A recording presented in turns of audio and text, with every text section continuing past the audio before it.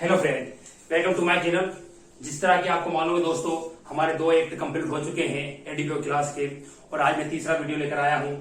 ठीक है, उम्मीद है आपने 2 वीडियो देखे होंगे और आपको पसंद आए होंगे। ठीक है, और कुछ भी यदि मान लीजिए कुछ कमियां हो तो प्लीज आप कमेंट करिए, उससे मैं पूरी करने की कोशिश करूंगा। ठीक है, आइए आज हम तीसरा सब्जेक्ट देखेंगे। इसी के साथ हमारे 3 सब्जेक्ट कंप्लीट हो जाएंगे, 3 एक्ट कंप्लीट हो जाएंगे और शेष 25 सब्जेक्ट हमारे पास रहेंगे। ठीक है, एग्जाम से पहले हम सारे 28 सब्जेक्ट को कंप्लीट करेंगे। उसके बाद कंप्लीट हो जाने के बाद फिर हम वीडियो लेंगे।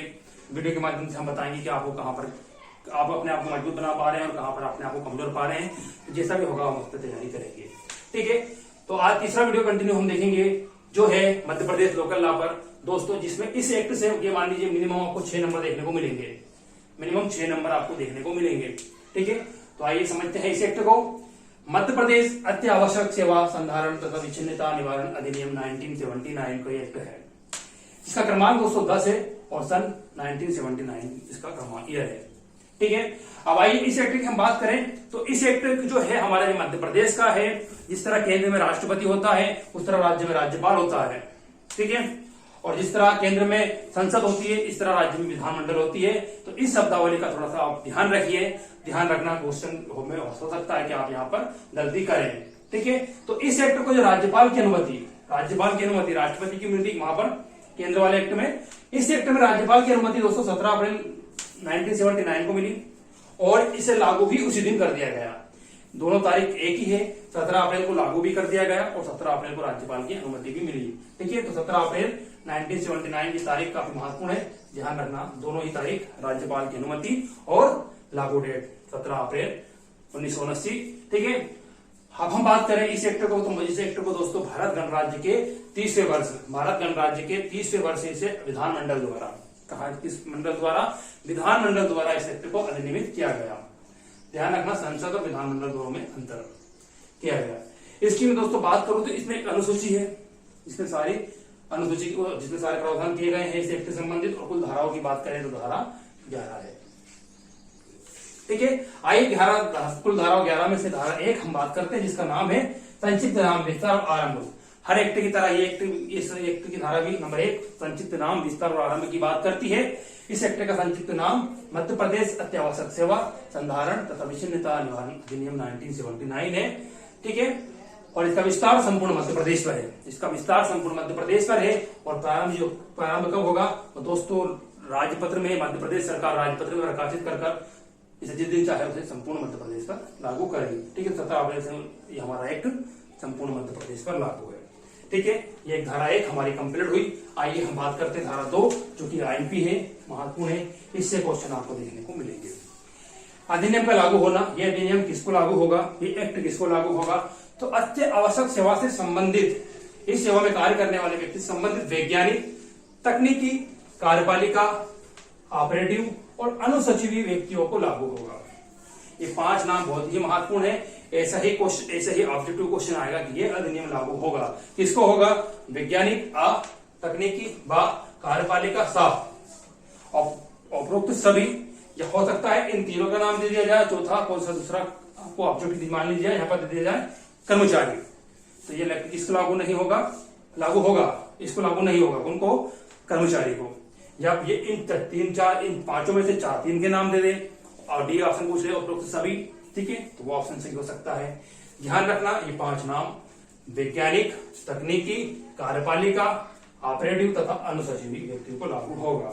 ठीक है, अब अत्य आवश्यक सेवा से संबंधित व्यक्तियों के अंतर्गत कौन कौन आते हैं, तो आइए एक व्यक्ति के अंतर्गत एक क्वेश्चन ये देखना। दूसरा क्वेश्चन, व्यक्ति के अंतर्गत कौन कौन आते हैं, तो व्यक्ति के अंतर्गत 4 व्यक्ति का नाम याद रखेंगे जो ठेके पर रखे गए हैं। नंबर 1 जो ठेके पर रखे गए हैं। नंबर 2 जो पूर्णकालिक नियोजन में नहीं है, जो पूर्णकालिक पूरे टाइम के लिए नहीं है। नंबर 3 जिन्हें आकस्मिक व्यय कंटिजेंसीज में से भुगतान किया जाता है। और नंबर 4 जो कार्य भारित स्थापनाओं में नियोजित किए गए हैं। ठीक है, ये 4 में से 3 ऑप्शन होंगे, उपरोक्त सभी होगा या एक विपरीत ऑप्शन होगा। इस बात का भी आप ध्यान रखें, ये क्वेश्चन भी हमें देखने को मिलेगा। ठीक है, और कुछ शायद मेरे पास एडवांस टेक्नोलॉजी नहीं है, नहीं तो मैं आपको ऑब्जेक्टिव क्वेश्चन भी करा देता। ठीक है, और कोशिश करूंगा मैं यहाँ पर कमेंट के माध्यम कमेंट आएंगे शायद हो सकता है तो मैं इसमें ऑब्जेक्टिव क्वेश्चन भी लाने की कोशिश करूंगा। ठीक है, तो ये 4 और ये 4, ये 5 नाम और ये 4 नाम आपको ध्यान रखना विशेष तौर पर। ये 2 क्वेश्चन आपको यहाँ से देखने को मिल सकते हैं। ठीक है, तो मैंने आपको बताया कि 6 नंबर के क्वेश्चन हमें यहाँ मिलेंगे। ठीक है, बहुत बड़ी बात है, नेगेटिव मार्किंग है, बहुत ध्यान से आप तैयारी करें और ये छोटे छोटे टॉपिक समझने की कोशिश करें। ठीक है, ज्यादा डीप में जाने की जरूरत नहीं है। 28 सब्जेक्ट हैं, आप इन्हें समझने की कोशिश करें। ठीक है, तो ये हमारे हो गए।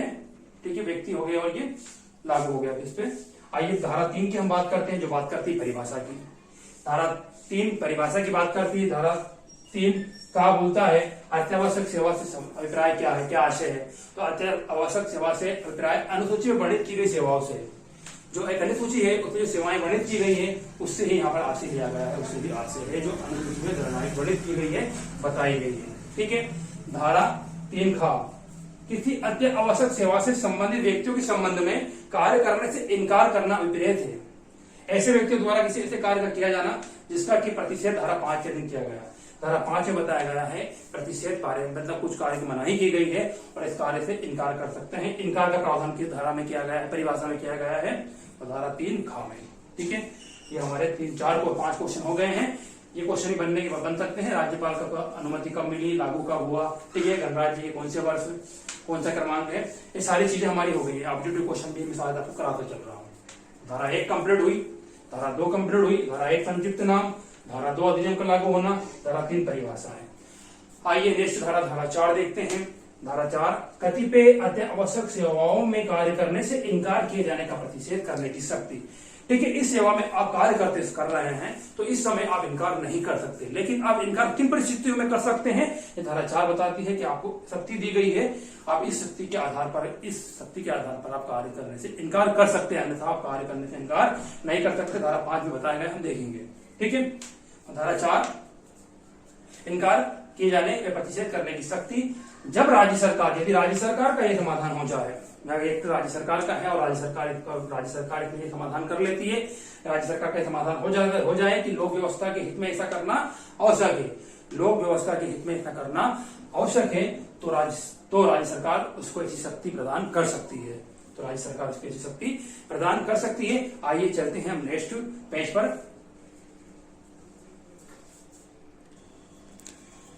ठीक है, आइए नेक्स्ट पेज पर देखते हैं। आइए बात करते हैं धारा 5 अति आवश्यक सेवा में कतिपय क्रियाकलापों का प्रतिषेध मनाही की गई है। अब सुनिए,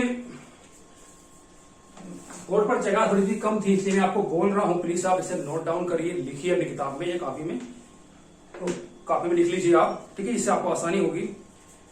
आप देखिए क्या बोल रही है धारा 5 अत्यावश्यक सेवा में कतिपय कुछ क्रियाकलापों का प्रतिषेध मनाही की गई है। धारा 4 की धारा 1 के अधीन किए गए आदेश निर्दिष्ट तारीख से कोई भी व्यक्ति ऐसा सेवा संबंधित, चाहे वो अकेला हो चाहे सम्मिलित रूप में, वो कार्य करने से मना नहीं करेगा। यदि वो मना करता है तो आइए देखते हैं, इसका क्लोज 1 बताता है इनकार करके या अन्य प्रकार से पूर्ण या आंशिक कार्य विराम का आश्रय नहीं लेगा।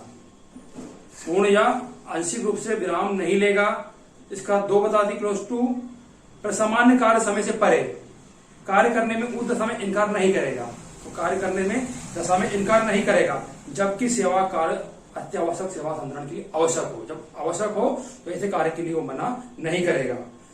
क्लोज 3 किसी संस्थापना, मशीनरी, संयंत्र, यान, भवन, कार्यालय, अभिलेख या किसी अन्य संपत्ति का असवहन नहीं करेगा, उसे नुकसान नहीं पहुंचाएगा या उसे विनष्ट नहीं करेगा या ऐसे कार्य के किए जाने का प्रयत्न भी नहीं करेगा, कोशिश नहीं करेगा या उसका दुष्परिणाम भी नहीं करेगा। ठीक है, क्लोज 3 किसी संस्थापना, मशीनरी, संयंत्र या भवन या कार्यालय का किसी तरह से उसको नुकसान नहीं करेगा, प्रयत्न भी नहीं करेगा, उसका दुष्परिणाम भी नहीं करेगा। ठीक है, उसके बाद 4 छुट्टी की पूर्व मंजूरी के बिना कर्तव्य से अनुपस्थित नहीं रहेगा। छुट्टी के पूर्व मंजूरी के बिना कर्तव्य से उपस्थित नहीं रहेगा। 5 कलम बंद करने, टेलीफोन बंद करने, औजार बंद करने, चक्का जाम करने, धीमी गति से काम करने जैसी कोई भी क्रियाकलाप या किसी भी अन्य क्रियाकलाप का चाहे वह किसी भी नाम से पुकारा जाए जिसकी परिणति या कार्य विराम कार्य मंदता में होती है, आश्रय नहीं लेगा। ठीक है, इस तरह का कोई भी आश्रय या कोई सपोर्ट नहीं मिलेगा उससे। इसके अलावा 6 बताती है ऐसे कार्य या कार्यलोक का आश्रय नहीं लेगा जिसकी परिणति पर सामान्य कामकाज की विच्छिन्नता में होती है। और 7 किसी भी व्यक्ति को अपने कर्तव्य पर उपस्थित होने, कर्तव्य का निर्वहन करने से निवारित या बाधित नहीं करेगा। ठीक है। इसके अलावा एक बार आप डायरेक्ट आपके पास हो तो प्लीज उसको देख लीजिए, है ना। तो यह बताई गई है। आइए अभी हमने धारा हमारी 5 कंप्लीट हुई। अब हम बता देखो, अब आइए धारा 6 बात करते हैं। धारा 6 वादों या कार्रवाइयों का जिला न्यायाधीश के न्यायालय द्वारा संज्ञान। धारा 6 के अंतर्गत बताया गया है और यही क्वेश्चन पूछे जाएंगे कि जिला न्यायाधीश के द्वारा कौन से वादों, जिला न्यायाधीश का किस धारा में वर्णन किया गया है। तो धारा 6 बताया गया है कि वादों और कार्रवाइयों का जिला न्यायाधीश के न्यायालय द्वारा संज्ञान लिया जाना। ठीक है। धारा 6 हमारी कंप्लीट हुई। आइए धारा 7 बात करते हैं, जो बात करती है पेनल्टी की।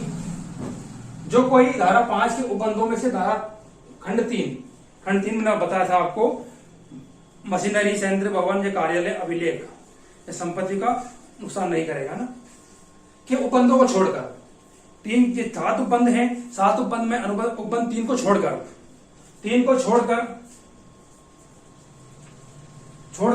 किसी भी उपबंध का उल्लंघन करेगा।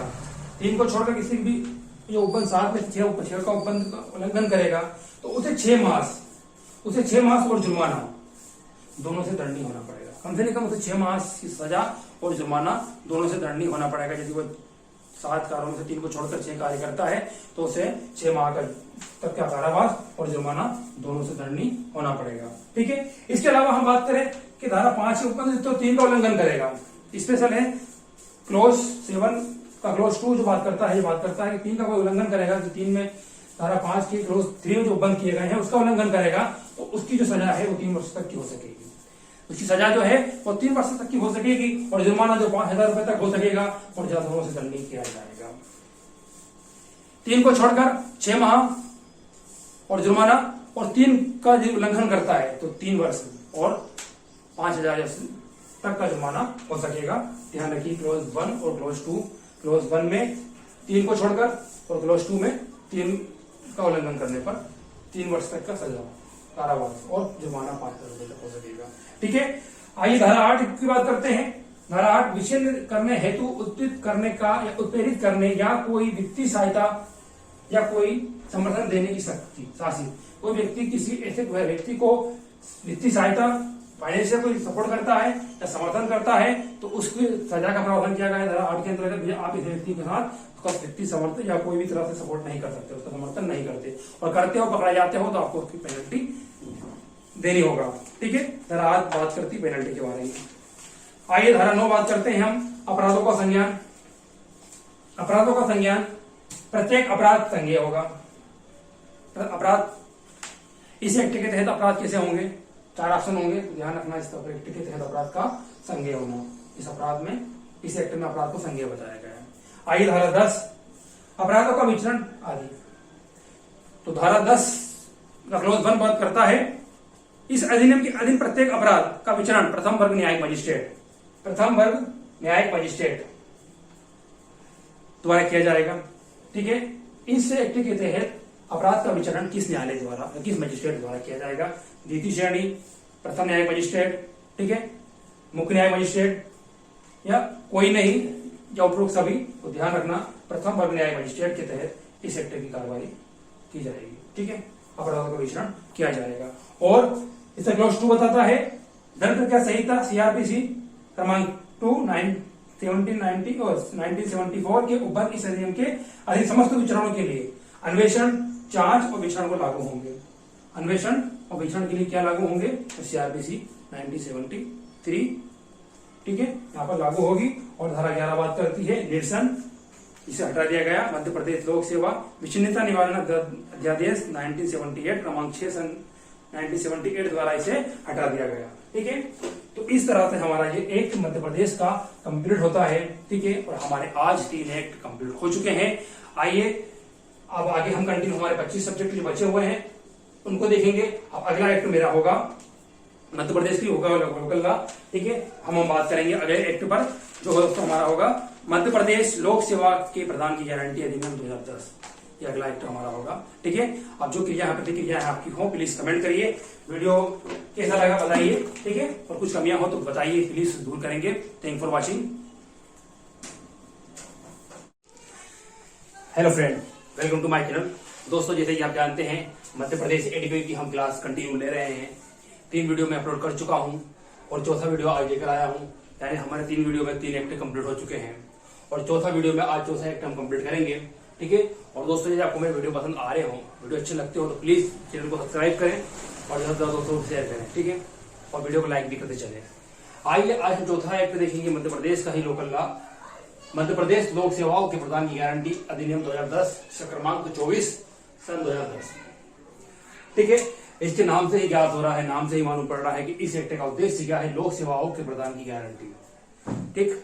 लोक सेवाओं के लिए प्रदान की गारंटी 2010 में आया है। ये इसे राज्यपाल की अनुमति जो मिली है वो 17 अगस्त 2010 को मिली है।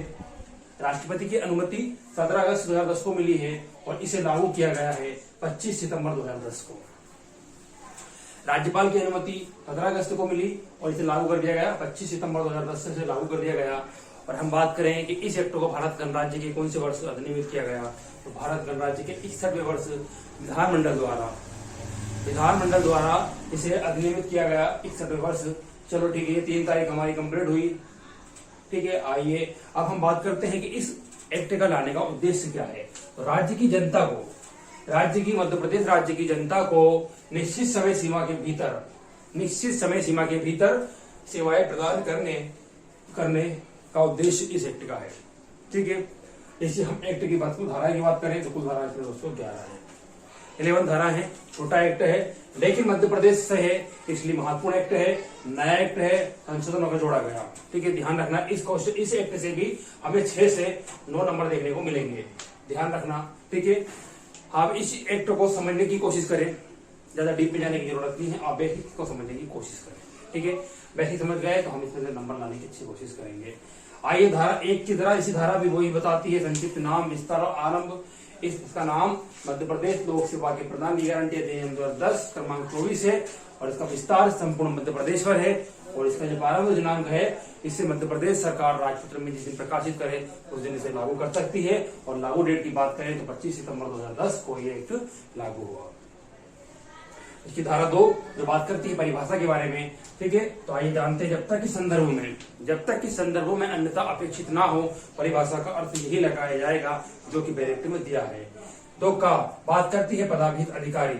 इस एक्ट के लिए जिस अधिकारी की नियुक्ति की गई है उसको पदाभिहित अधिकारी कहते हैं। आइए पदाभिहित अधिकारी से आशय क्या है, अभिप्रेत है। तो धारा 3 के अधीन बताया गया अधिसूचित कोई अधिकारी। धारा 3 में उल्लेख किया गया है कि अधीन अनुसूचित कोई अधिकारी पदाभिहित अधिकारी समझा जाएगा। धारा 2 जो बात करती पात्र व्यक्ति कौन होगा, जिस व्यक्ति को लोक सेवा संबंधित कोई प्रमाण पत्र की आवश्यकता है, बिजली हो, चाहे मृत्यु प्रमाण पत्र हो, चाहे जन्म प्रमाण पत्र हो, किसी प्रमाण पत्र की जरूरत पड़ती है, ऐसा व्यक्ति पात्र व्यक्ति होता है। और पात्र व्यक्ति की परिभाषा 2 में दी गई है, जो बात करती है अधिसूचित सेवाओं के लिए पात्र व्यक्ति। जो एक जो सूची दी हुई है, लिस्ट पूरी इस एक्ट के अंतर्गत, उस सूची में जो पात्र व्यक्ति है उसको पात्र व्यक्ति माना गया है। पात्र व्यक्ति के अंतर्गत अधिसूचित सेवा के लिए पात्र व्यक्ति आता है। 2 का अधिकारी, 2 का पात्र व्यक्ति, 2 का प्रथम अपील अधिकारी। ठीक है। इसके आशय क्या है, तो धारा 3 के अधीन अधिसूचित किया गया अधिकारी। ठीक है। ये प्रथम अपील अधिकारी होता है, मतलब पहले पदाभिहित अधिकारी होता है।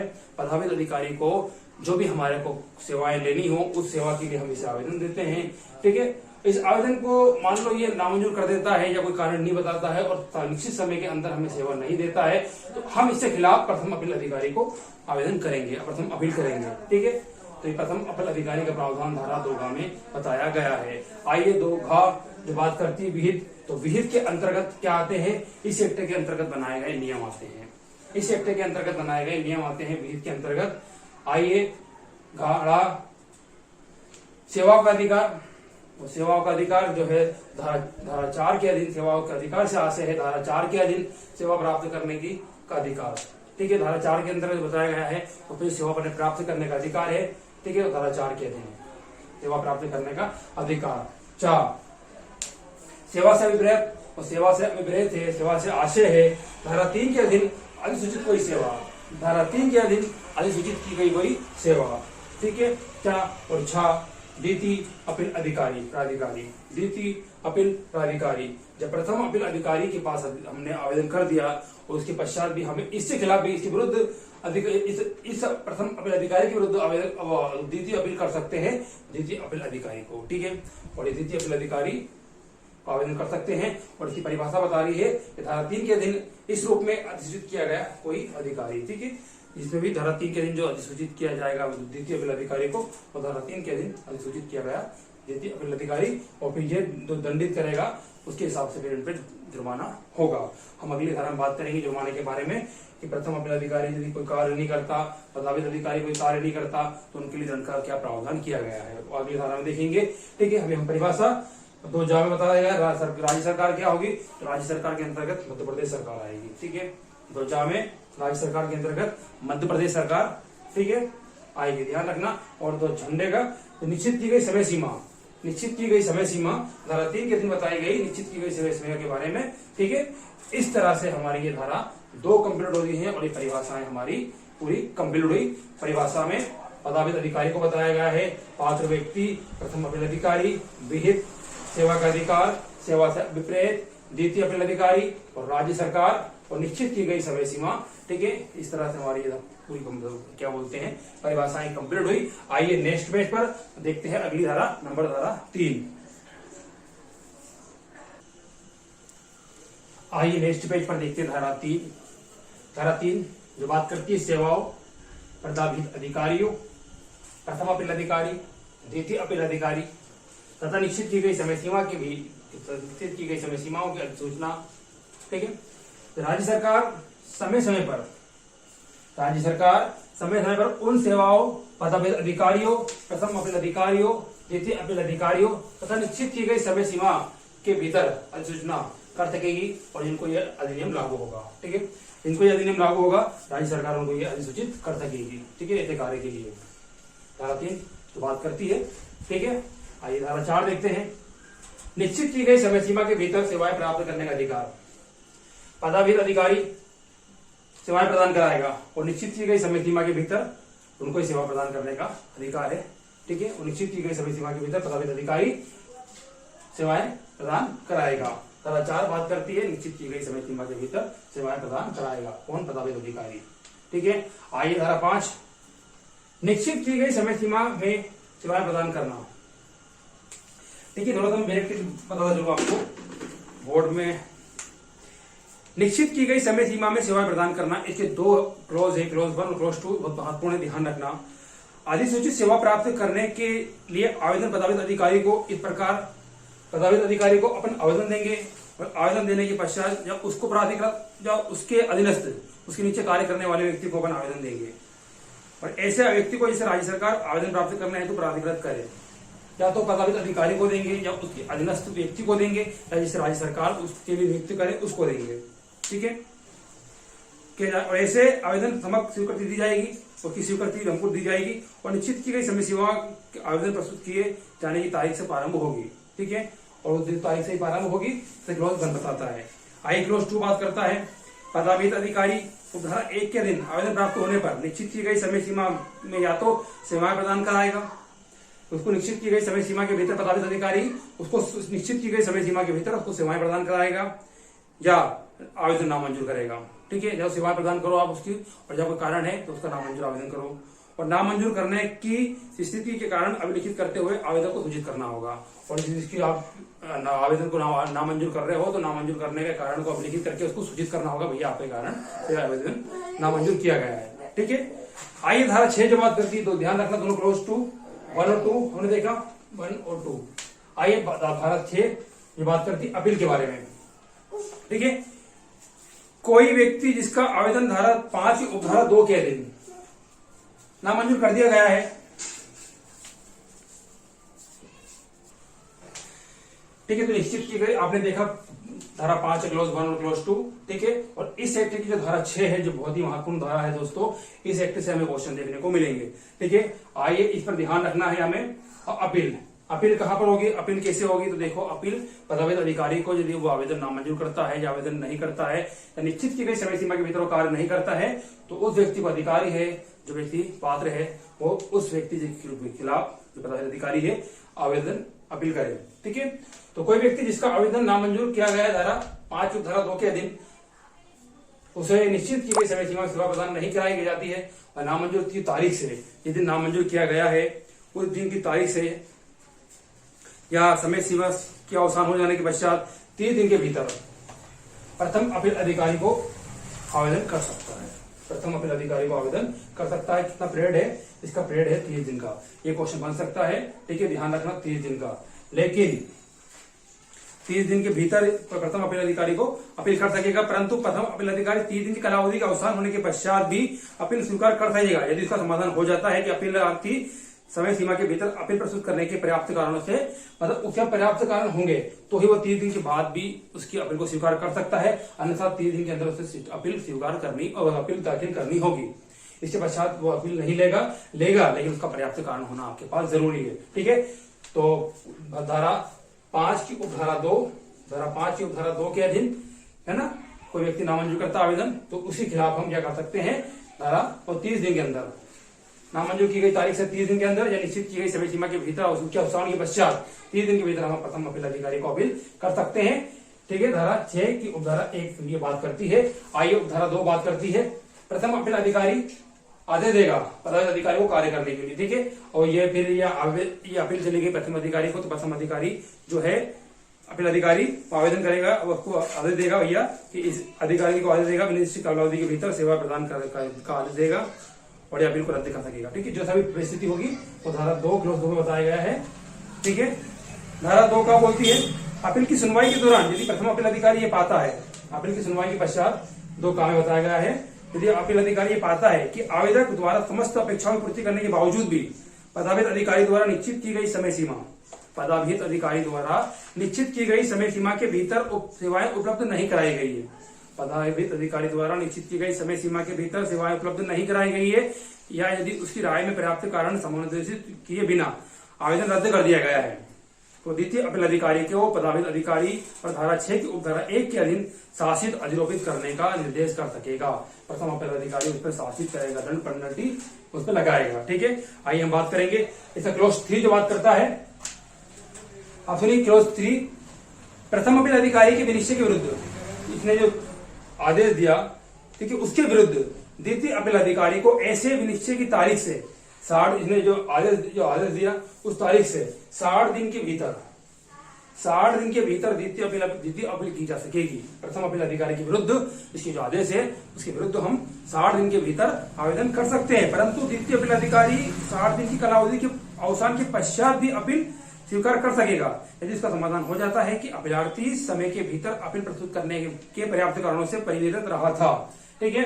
यहाँ पर वही कंडीशन लागू हो रही है, क्या 30 दिन के पश्चात भी वो आवेदन स्वीकार कर सकता है लेकिन कारण पर्याप्त हो, और यहाँ पर भी द्वितीय अपील अधिकारी भी आवेदन स्वीकार कर सकता है लेकिन उसका भी कारण पर्याप्त हो कि हाँ किस कारण से वो आवेदन नहीं कर सका, बहुत जल्दी, मतलब ऐसा कारण पर्याप्त होना चाहिए, मतलब इस तरह से बीमारी से ग्रस्त हो कि वो उठ ही नहीं पाया हो, ठीक है, या इस तरह मतलब एक्सीडेंट हो जाना कि ताकि वो आ जा नहीं सकता, तो ऐसा व्यक्ति किसी न किसी ऐसा प्रमुख कारण होने के कारण वो इसको अवसान के पश्चात भी अपील दायर कर सकता है, ठीक है।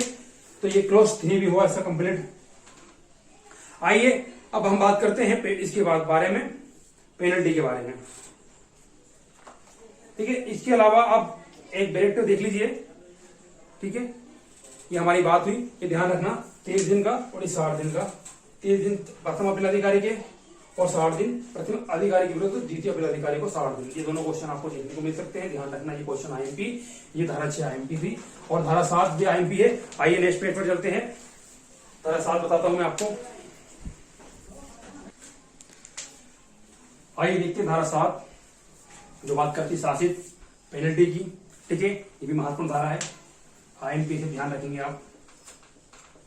इसमें कहां पर ध्यान रखना, देखिए इसका क्लोज 1 बताता है, जहां द्वितीय अपील अधिकारी को ये राय है कि पदाभित अधिकारी ने अपना कार्य नहीं करा, बिना पर्याप्त कारण के युक्तियुक्त कारण की सेवा प्रदान करने में असफल रहा, तो वहां पदाभित अधिकारी पर ऐसी एक मुक्त शासित अधिरोपित कर सकेगा। द्वितीय अपील अधिकारी उस पदाभित अधिकारी पर शासित या पेनल्टी लगा सकता है। जो आइए धारा 7 समझते हैं जो बात करती है पेनल्टी के बारे में, ठीक है। तो कम से हम पेनल्टी लगा सकते हैं, तो इसका धारा 1 बात करती है, जहां द्वितीय अपील अधिकारी की राय है, जहां द्वितीय अपील अधिकारी की राय है ये कोई पदावित अधिकारी जिसे कार्य करने के लिए सौंपा गया था उसने पर्याप्त समय के अंदर कोई कार्य नहीं किया या कार्य करने में असफल रहा या युक्तियुक्त कारण के बिना उसने उस कार्य को नहीं किया, तो द्वितीय अपील अधिकारी उसको कम से कम 500 रुपए से लेकर 5000 रुपए तक से, जो 5000 रुपए से अधिक नहीं होगा, पेनल्टी लगाएगा। लेकिन पेनल्टी लगाने से पहले उसको इस अवसर पर युक्त अवसर दिया जाएगा कि भाई आप अपनी सफाई दे कि आपने ऐसा कार्य क्यों नहीं करा। यदि सफाई दे पाते हैं तो वो पेनल्टी नहीं लगाई जाएगी, और यदि सफाई देने में वो असमर्थ रहते हैं तो उन पे कम से कम 500 रुपए और 5000 रुपए से अधिक नहीं होगा, उनसे पेनल्टी वसूली जाएगी पदावित अधिकारी से। ठीक है, जिसके अपील अधिकारी उस पर पेनल्टी लगाएगा। ठीक है, इसके अलावा 2-7 का उपधारा 1 में खा जो क्लोज है वो बात करता है, यदि पदावित अधिकारी विलंब करता है किसी कार्य को करने में तो उसको 250 रुपए प्रतिदिन के हिसाब से 250 रुपए प्रतिदिन के हिसाब से जो 5000 रुपए से अधिक नहीं होगा पेनल्टी वसूली जाएगी। ठीक है, 7 क्लोज 1 में का ये बात करती है, खा 250 रुपए से लेकर 5000 रुपए तक का विलंब के बारे में बात करती है, शासित के बारे में। ठीक है, पेनल्टी के बारे में। तो दोनों हमारे कंप्लीट हुए, ध्यान रखना। ठीक है, और लेकिन परंतु बात करता है इनको जो पदावित अधिकारी को है पर्याप्त कारण बताना होगा, भाई उसको मौका दिया, अवसर दिया जाएगा उनकी सफाई देने का, भाई आप सफाई दें, आपने ऐसा कार्य क्यों नहीं किया। ठीक है, चलो ये कंप्लीट हुआ हमारा। 7 का 2 जो बात करती है कि यहाँ द्वितीय अपील अधिकारी की राय है कि प्रथम अपील अधिकारी बिना पर्याप्त कारण के आदेश देने में या विनिश्चय करने में या निर्णय देने में असफल रहा तो वहां द्वितीय अपील अधिकारी जो 500 रुपए से कम नहीं होगा और जो 5000 रुपए से अधिक नहीं होगा, दंड जुर्माना अधिरोपित करेगा। ठीक है, यहाँ पर भी ध्यान रखेंगे अपन, 500 रुपए से कम नहीं होगा और जो 5000 रुपए तक हो सकेगा। परंतु इसका भी यही है कि प्रथम अपील अधिकारी को शासित अधिरोपित करने से पूर्व सुनवाई का अवसर दिया जाएगा, सफाई का मौका दिया जाएगा, भैया आपने ऐसा क्यों किया, बताइए कारण। ठीक है, यदि बता पाते हैं, सफाई दे पाते हैं तो नहीं लगाया जाएगा, और यदि नहीं दे पाते हैं तो 500 रुपए और 5000 रुपए तक का जुर्माना उन पे लगाया जाएगा। ठीक है, और इसके अलावा किसका क्लोज 3, 4, 5 है, आप प्लीज डायरेक्ट में देख लीजिएगा। ठीक है, यहाँ पर हमारी बात होगी पदावित अधिकारी से 500 रुपए से 5000 रुपए तक, 250 रुपए प्रतिदिन के हिसाब से विलंब के शुल्क में 5000 रुपए तक, और प्रथम अपील अधिकारी से भी 500 से 5000 रुपए तक वसूले जाएंगे। ठीक है, लेकिन इनको युक्त अवसर दिया जाएगा सफाई देने का। ठीक है, इसके अलावा धारा 4 जिसकी उपधारा 3, उपधारा 4 और उपधारा 5 भी बात करती है, वो आप डायरेक्ट में देख लीजिएगा। ठीक है, मेन बात जो थी हमारी समझ में मैं आपको समझा चुका हूं, और इसी तरह से क्वेश्चन आएगा कि किस तरह कितना इन पे दंड आरोपित किया जाएगा, 500 रुपए से 5000 रुपए तक, 250 रुपए से 5000 रुपए तक, 1000 से 5000 रुपए तक। ठीक है, ऐसे कुछ ऑप्शन आएंगे। ठीक है, तो ध्यान रखना उन ऑप्शनों का और आप क्वेश्चनों को करना। ठीक है, ध्यान से। तो 500 रुपए से 5000 रुपए तक है, और विलंब के मामले में 250 रुपए प्रतिदिन के हिसाब से 5000 रुपए से अधिक नहीं होगा। ठीक है, तो आइए बात हम करते हैं धारा 8 जो बात करती है पुनरीक्षण के बारे में, जो बात करती है रिवीजन के बारे में। द्वितीय अपील अधिकारी द्वारा इस अधिनियम के अधीन शासित अधिरोपित करने संबंधित दिए गए किसी आदेश से व्यतीत पदावित अधिकारी अथवा प्रथम अपील अधिकारी उस आदेश की तारीख से, प्रथम अपील अधिकारी पदावित अधिकारी उस तारीख से 60 दिन के कालावधि के भीतर पुनरीक्षण के लिए राज्य सरकार द्वारा नामदृष्ट अधिकारी को आवेदन कर सकेगा। किससे कर सकेगा? नामदृष्ट अधिकारी को, राज्य सरकार जैसे नामदृष्ट व्यक्ति को, अधिकारी को आवेदन कर सकेगा, जो विहित प्रक्रिया के अनुसार उसका निराकरण करेगा। जो विहित प्रक्रिया, जो कानूनी प्रक्रिया है उसके अनुसार वह उसका निराकरण करेगा। परंतु राज्य सरकार द्वारा नामदृष्ट अधिकारी का समाधान हो जाने पर कि उक्त आवेदन पर्याप्त कारण से समय पर नहीं दिया जा सका था, तो ऐसे आवेदन को 60 दिन की उक्त कालावधि के अवसान हो जाने के पश्चात भी ग्रहण किया जा सकेगा। ठीक है, ये ध्यान रखना। ये हमारी धारा 8 सीधी ही पूछी जा सकती है कि पुनरीक्षण का प्रावधान किसमें किया गया है, तो धारा 8 में किया गया है रिवीजन का प्रावधान। धारा 8 का नामदृष्ट अधिकारी के आदेश का पुनर्विलोकन, ठीक है, रिव्यू के बारे में बताया गया है। धारा 7 की उपधारा 5 के खंडगा के अधीन, ठीक है, ये इतना ही याद रखना, ये धारा याद रखना आप। ठीक है, फिर अब धारा 9 बात करती है सद्भाव पूर्वक की गई कार्रवाई का संरक्षण। कोई व्यक्ति कार्य करता है, कोई अधिकारी कर्मचारी, और सद्भाव अपने सोच समझ से कार्य करता है, सद्भाव पूर्वक कार्य करता है, तो उस कार्य को गलत नहीं माना जाएगा, उस कार्य के लिए कुछ संरक्षण दिया जाएगा। धारा 9 बात करती है सद्भाव पूर्वक कार्रवाई के लिए संरक्षण के लिए। धारा कौन सी धारा बात करती है? धारा 8, धारा 9, धारा 10, धारा 11। तो धारा 9 सद्भावपूर्वक कार्रवाई संरक्षण के लिए बात करती है। ठीक है, नियम बनाने की शक्ति। तो राज्य सरकार राजपत्र में अधिसूचना द्वारा इस अधिनियम के उपबंधों को क्रियान्वित करने के लिए नियम बना सकेगी, है ना। और नियम बनाने के बाद क्या रखेगी? विधानमंडल के समक्ष रखेगी। ठीक है, और कठिनाई दूर करने की शक्ति। तो इस अधिनियम के उपबंधों को प्रभावशील करने और कठिनाई को उद्भूत होती है तो राज्य सरकार इस अधिनियम के उपबंधों को से असंगत न होने के वाले आदेश द्वारा कठिनाई दूर कर सकेगी। ठीक है, ये ध्यान रखना आप, जैसे कि ये एक्ट मध्य प्रदेश का है और तो नियम बनाने की शक्ति राज्य सरकार को है और कठिनाई दूर करने की शक्ति भी राज्य सरकार को है। और यदि इसके अलावा कोई एक्ट केंद्र का होता है तो उसमें जो सरकार को नियम बनाने की और कठिनाई दूर करने की शक्ति केंद्र सरकार के पास होती है। ठीक है, आप थोड़ा सा लॉजिक लगाइए, इस तरह के क्वेश्चन आपको देखने को मिल सकते हैं एग्जाम हॉल में। ठीक है, तो एग्जाम हॉल में आप थोड़ा दिमाग लगाएं और कुछ लॉजिक लगाएं तो आप बहुत से क्वेश्चन हम जो पढ़े हुए हैं, ठीक है, लेकिन कुछ ना कुछ गलती नहीं करते, ध्यान रखना। इस गलतियों का बिल्कुल विशेष तौर पर ध्यान रखें, राज्य में और केंद्र में विशेष ध्यान रखना है हमें। ठीक है, तो नियम बनाने की शक्ति राज्य सरकार, कठिनाई दूर करने की शक्ति हमको राज्य सरकार के पास है। ठीक है, तो ये हमारा एक्ट कंप्लीट हुआ दोस्तों। ये कैसा लगा एक्ट प्लीज कमेंट करके बताइएगा। इस तरह हमारे आज 4 हमारे एक्ट कंप्लीट हो चुके हैं। ठीक है, 5वां एक्ट में आपके बीच लेकर आऊंगा और ठीक है, तो आप प्लीज कमेंट करिएगा और ज्यादा से ज्यादा वीडियो को शेयर करें और चैनल को सब्सक्राइब जरूर करें। Thank for watching. Hello friend, welcome to my channel हिरोज खान सर। दोस्तों, जैसे कि आप जानते हैं हम मध्य प्रदेश से एडीपीओ की तैयारी कंटिन्यू कर रहे हैं। अब तक की यदि बात करूं तो मैं मध्य प्रदेश के एडीपीओ की 4 एक्ट पढ़ा चुका हूं, 4 वीडियो बना चुका हूं। उन वीडियो में लिखा हुआ भी है कि प्रथम वीडियो, सेकंड वीडियो, तीसरा चौथा वीडियो बना चुका हूं। उसी चीज कंटिन्यू क्लास करते हुए आज मैं लेकर आया हूँ आपके लिए 5वां वीडियो। आज हम देखेंगे 5th वीडियो, ठीक है, जो कि है मध्य प्रदेश का लोकल लॉ, मध्य प्रदेश विशेष न्यायालय अधिनियम 2011 देख रहे हैं आज हम। ठीक है, और उम्मीद करता हूं जो वीडियो में बनाया हूं वो आपको पसंद आए होंगे और आज ये वीडियो बना रहा हूं। ठीक है, यदि आपको ये मेरे वीडियो अच्छे लगे तो प्लीज़ वीडियो को लाइक जरूर करें और चैनल को सब्सक्राइब करें और दोस्तों के साथ शेयर भी करें जो तैयारी कर रहे हैं। ठीक है, ताकि उनकी भी तैयारी हो जाए।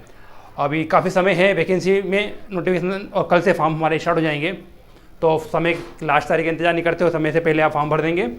और जिससे ही एग्ज़ाम से पहले हमें सारे ही एक्टों को अच्छे से समझना है। ठीक है, और फिर उसके बाद जीएस को उठाना है, जीएस को भी लेकर चलना है, करंट को भी लेकर चलना है। काफ़ी हमारे पास सिलेबस बड़ा है, तो धीरे धीरे हम शुरुआत करें और एग्ज़ाम के पहले सारी चीज़ें हम कंप्लीट करके एग्ज़ाम के समय रिवीजन हमको करना होगा। ठीक है, तो ये 5वां वीडियो हमारा है। इसी के साथ हमारे आज 5 वीडियो कंप्लीट हो जाएंगे। तो हम बात कर रहे हैं मध्य प्रदेश विशेष न्यायालय अधिनियम 2011। अधिनियम 2011 का है, क्रमांक इसका 8 नंबर का और सन 2012। अब इसके नाम से आप ज्ञात है विशेष न्यायालय अधिनियम 2011। इस एक्ट को कब लाया गया? 2011 में लाया गया। और किस लिए लाया गया? विशेष न्यायालय की स्थापना के लिए इस एक्ट को लाया गया, विशेष न्यायालय की स्थापना। ठीक है, जैसे कि आप जानते हैं कि भारत के अंदर या राज्य के अंतर्गत न्यायिक व्यवस्था चली रही है, न्यायिक व्यवस्था है। न्यायिक व्यवस्था में सारे कोर्ट हैं, चाहे वो डिस्ट्रिक्ट कोर्ट हो, चाहे सेशन कोर्ट हो, चाहे वो हाई कोर्ट की बात करें, चाहे सुप्रीम कोर्ट की बात करें, सारे कोर्ट हैं। लेकिन इस कोर्ट की जो है वो किस लिए स्थापना की गई? इस कोर्ट की विशेष न्यायालय की स्थापना इसलिए की जाती है कि इसके अंतर्गत जो आने वाले मामले जो हैं, कुछ मामले ऐसे हैं जिसके लिए इस एक्ट को लाया गया। और विशेष न्यायालय की स्थापना, जैसे कि एसटी एक्ट है, जो कोई एक्ट भी हैं, और उनमें कुछ मामले होते हैं जिनको शीघ्र ही विचारण के लिए, शीघ्र ही समाप्ति के लिए, शीघ्र उनके मामले को जल्दी से निपटाने के लिए इनकी विशेष न्यायालय की स्थापना की जाती है। जिससे कि एसटी एक्ट है तो उसमें केंद्र सरकार करती है, और ये हमारा मध्य प्रदेश का एक्ट है तो इसमें कौन करेगा? राज्य सरकार इसकी विशेष न्यायालय की स्थापना करती है। और ये हमारा एक एक्ट भी है, विशेष न्यायालय हमारा एक एक्ट भी है जिसकी स्थापना की गई। आइए समझते हैं इस एक्ट को। चलो शुरुआत करते हैं। जैसे कि राष्ट्रपति की जो अनुमति है 7 फरवरी 2012 को मिली, इस एक्ट को राष्ट्रपति की अनुमति। अब ये ध्यान रखना, ये मध्य प्रदेश का एक्ट है और अनुमति किसकी मिली? राष्ट्रपति की मिली। इससे पहले मैं 2 वीडियो पढ़ाया हूँ, 2 एक्ट पढ़ाया हूँ 2 वीडियो में, जिसे मैंने बताया था आपको, एक मध्य प्रदेश लोक सेवा गारंटी अधिनियम और एक अत्यावश्यक सेवा संधारण अधिनियम। उस एक्ट में दोनों में हमको किसकी अनुमति मिली थी? राज्यपाल की मिली थी। ठीक है, ये डिफरेंस थोड़ा सा क्वेश्चन है, ये ध्यान रखना, इससे क्वेश्चन हो सकता है आप यहाँ पर गलती करें। ठीक है, विशेष न्यायालय वाले अधिनियम को राष्ट्रपति की अनुमति मिली है, बाकी 2 अधिनियम हम पढ़ चुके हैं, उनमें राज्यपाल की अनुमति मिली है। ठीक है, ध्यान रखना इस चीज़ को। ठीक है, कब मिली? तो ये 7 फरवरी 2012 को इसे अनुमति राष्ट्रपति की मिली। उसके बाद ये अब हम बात करें भारत गणराज्य के, तो भारत गणराज्य के 62वें वर्ष किस द्वारा, तो संसद व विधानमंडल द्वारा, मध्य प्रदेश विधानमंडल द्वारा ये अधिनियमित हुआ। ठीक है, मध्य प्रदेश विधानमंडल द्वारा ये अधिनियमित हुआ। विधानमंडल कब होगा और संसद में कब होगा, ये ध्यान रखिएगा। ठीक है, 62 वर्ष। इसके बाद हम इसकी बात करें, और दोस्तों इसे पहली बार प्रकाशित किया गया 10 फरवरी 2012 को। 10 फरवरी 2012 को इसको प्रकाशित किया गया, और 15 फरवरी 2012 को इसको नोटिफिकेशन आया। ठीक है, 15 फरवरी 2012 को इसका नोटिफिकेशन आया। ठीक है, ये तीनों ध्यान रखना तारीख। 7 फरवरी राष्ट्रपति की मोहर, 10 फरवरी को प्रथम बार प्रकाशित, और 15 फरवरी 2012 को इसे नोटिफिकेशन इसका जारी हुआ था। ठीक है, अब इसका उद्देश्य क्या है, तो मैं बता चुका हूं आपको कि जो न्यायालय हैं, इसके अतिरिक्त विशेष न्यायालय की स्थापना की जाती है, जो कि अपराधों के कतिपय वर्ग के त्वरित विचारण मतलब शीघ्र विचारण, मामले को शीघ्र ही खत्म करें, और उनमें अंतर्विलित संपत्तियों का, और उसमें जो शामिल संपत्ति है, जो अपराध है और अपराध में जो संपत्ति शामिल है, उस संपत्तियों का अधिहरण करने के लिए और विशेष न्यायालय का गठन किया गया।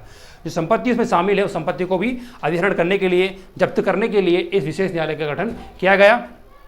ठीक है, और इसमें अंतर्विलित संपत्तियों और इसमें शामिल जो भी हैं, इसमें शामिल किया गया। ठीक है, आइए इसकी धारा हम बात करते हैं। नंबर 1 जो बात करती है हर एक्ट की तरह संक्षिप्त नाम, विस्तार और आरंभ। इस एक्ट का संक्षिप्त नाम मध्य प्रदेश विशेष न्यायालय अधिनियम 2011। इसका विस्तार संपूर्ण मध्य प्रदेश पर है, और ये प्रारंभ कब होगा, तो ये प्रारंभ मध्य प्रदेश सरकार राजपत्र में प्रकाशित करे उस दिन से इसे प्रारंभ माना जाएगा।